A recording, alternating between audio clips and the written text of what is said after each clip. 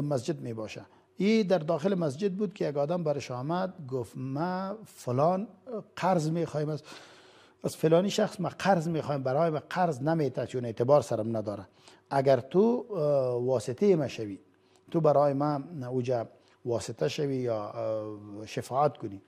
سیدنا عبدالله بن عباس رضی الله تعالی عنهما و ارضاهما اعلام میکنه اعتکاف خود را. گفت ما از رسول الله صلی الله علیه و آله و سلم شنیدیم کسی که در یک حاجت مسلمان جای بره برابر 10 سال اعتکاف ثوابش میبره.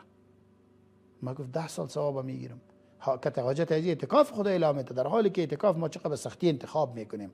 اول برای اعتکاف وقت کشیدن بسیار سخت است، این تقسیم اوقات خود را تنظیم کردن و همه امورات دنیا را برای یک 10 روز 9 روز عقب زدن بسیار کار سخت است و قسم تقسیم اوقات باز برهم زدن دوباره او را، یعنی کلش کار سخت. اما او طرف که حاجت یک مسلمان بود، در حاجت یک مسلمان و در نیاز و در ضرورت یک مسلمان پدې کې اعتکاف ورته پریدي او زی وای ماته الله د لس کلو اجر راکړي په یو اعتکاف پریښودلو کې د مسلمان ضرورت او حاجت او د مسلمان غوښتنه پوره کول 10 کاله د اعتکاف اجر او پاداش او ثواب لري.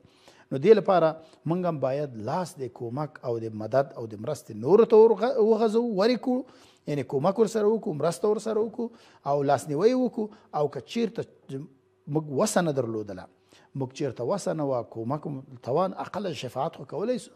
مثلا یک آدم سرمایه‌دار میشناسی، دیگه کس غریب میشناسی، برو سرمایه‌دار خبر بساز یا غریب که ببر پیش سرمایه‌دار شفاعت کو که تازی کمک کو، اجر و پاداشت میشه. الله برای تو چقدر اجر میده؟ مثل اجری که برای دهنده داده. حتی قرض حسنه، برای قرض حسنه 10 برابر یا 9 برابر یا 18 برابر تقریبا ثواب به نسبت صدقه است. مثلا ما به کسی 100 روپیه صدقه میتم، بالمقابل 100 روپیه برای از قرض حسنه میتم. 100 روپیه صدقه ام قایدر 100 روپیه صدقه 10 برابر اجرش میشه، 700 چقدر که میشه و اجر است.